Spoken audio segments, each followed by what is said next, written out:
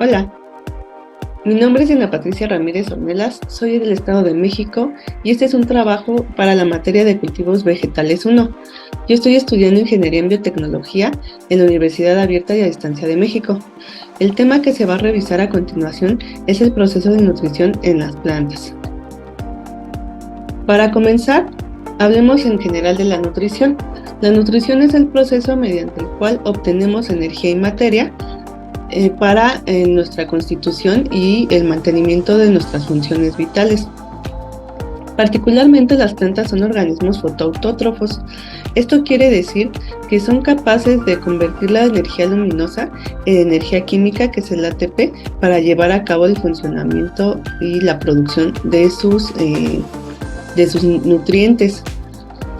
En este esquema podemos ver a una planta que está asociada a un sustrato, al agua y a la atmósfera. En el sustrato va a encontrar nutrientes que generalmente necesitan ser solubilizados en agua para poder ser absorbidos a través de las raíces y distribuirse en la planta. En la atmósfera vamos a encontrar el dióxido de carbono y el oxígeno, que pueden ser absorbidos a través de las hojas para llevar a cabo el proceso de respiración y de fotosíntesis. De acuerdo a las cantidades que necesita de cada nutriente, estos se van a clasificar en 3 tipos. Vamos a encontrar los nutrientes primarios, que son de los que más va a necesitar, que es el nitrógeno, fósforo, potasio y por supuesto el carbono y el oxígeno. Luego siguen los nutrientes secundarios que necesitan menor cantidad, que es el calcio, azufre y magnesio, entre otros. Y los micronutrientes es de los que necesitan una mínima cantidad, pero son importantes para su metabolismo. Vamos a encontrar principalmente metales como el hierro, el molibdeno y el manganeso. Luego, ¿cómo es que va a absorber y transportar esta disolución acuosa de sales o esta disolución salina a través de la planta? Todo comienza con los pelos absorbentes o radiculares que están formados por células especializadas para ello. Estos pelos, para llevar a cabo el transporte de agua y sales, van a tomar, o el agua que se absorbe, pueden tomar 2 tipos de vías: la vía transcelular o la simplásica, o la vía extracelular o apoplástica. Al final todas las dos convergen en transcelular. Vamos con ella primero. La vía transcelular implica la participación de unas estructuras que se llaman plasmodesmos, que son unas estructuras tubulares que conectan entre las células vegetales para llevar a cabo la transferencia de nutrientes. Entonces, pues también vamos a encontrar involucrado el transporte activo, que es el que utiliza proteínas de transporte que para llevar a cabo la transferencia de iones necesita ATP, el consumo de ATP, esto porque va en contra del gradiente de concentración.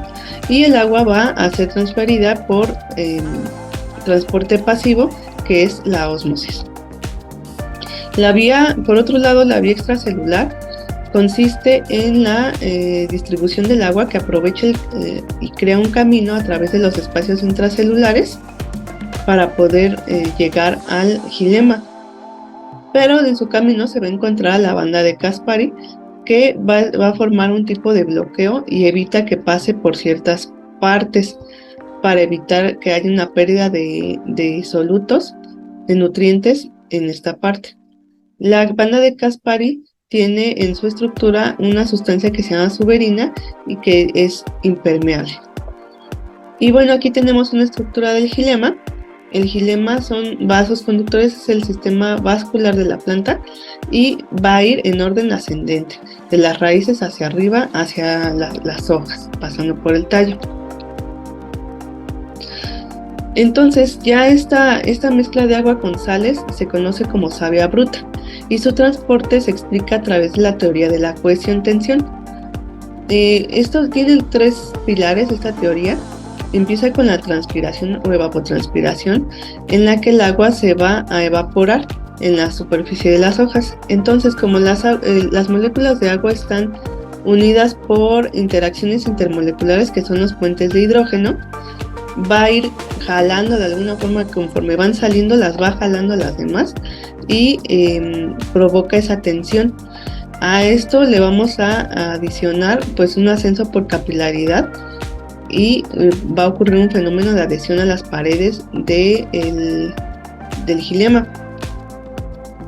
Y a esto hay que sumarle otra teoría que suma que el agua que se va absorbiendo a través de las raíces va empujando hacia arriba pues el agua que ya está presente. Y ya que estamos hablando de las hojas y de la evaporación del agua, esta evaporación del agua de las moléculas va a ocurrir a través de los estomas, que son estas estructuras formadas por dos células y queda un huequito en medio de ellas que se llama ostiolo.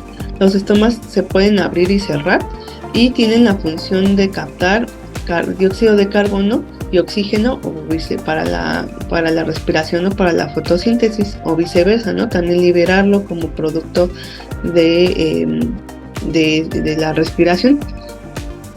Entonces, o el agua también que se sale por esta vía.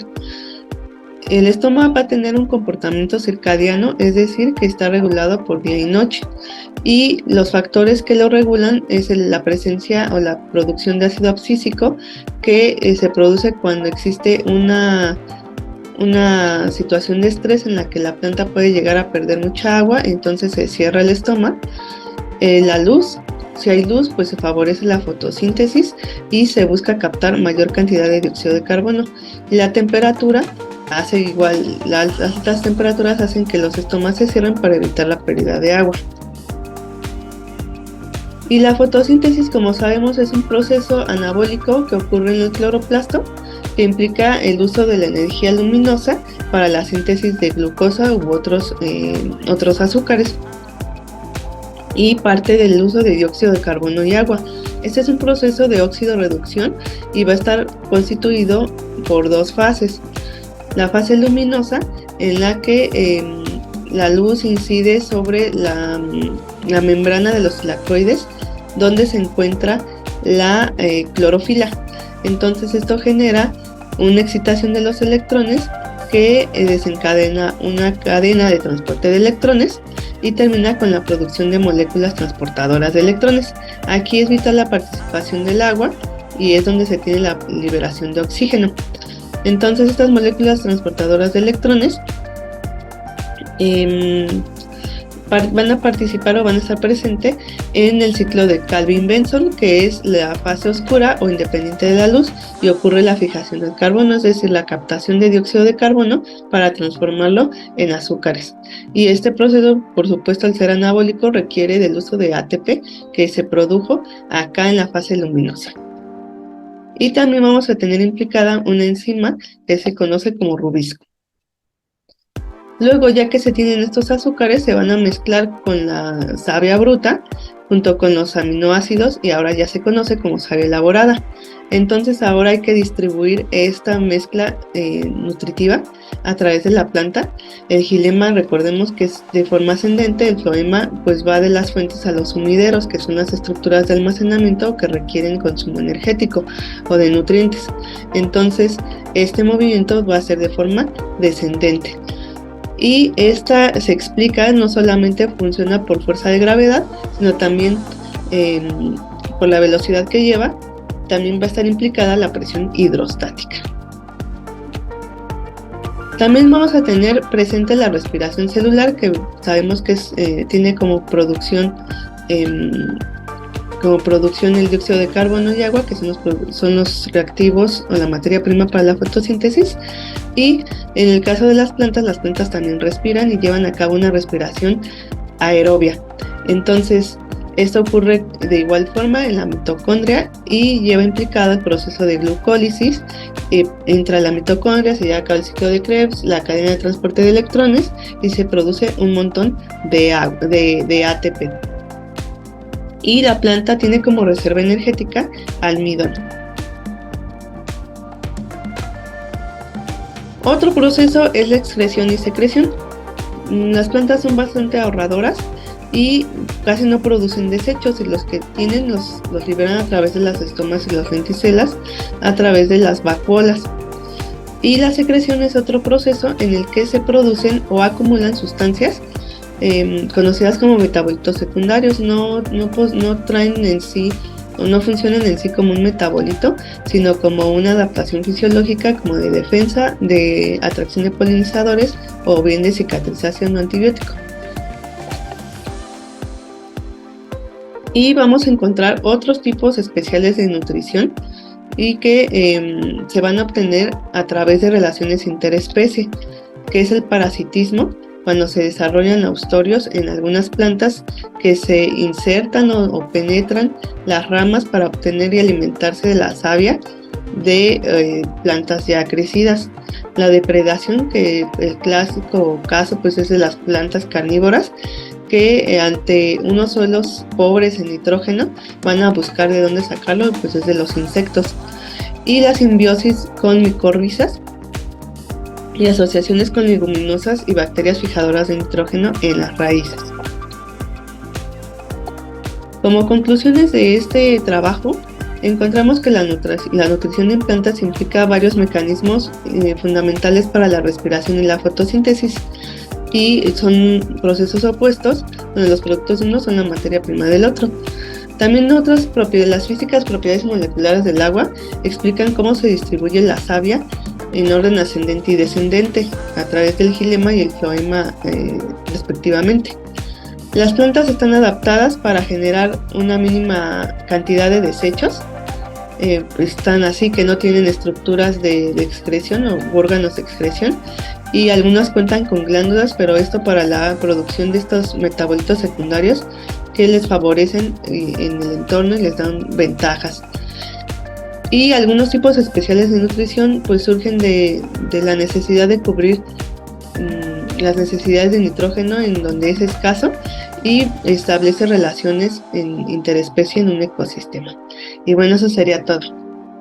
Espero que les sirva. Hasta luego.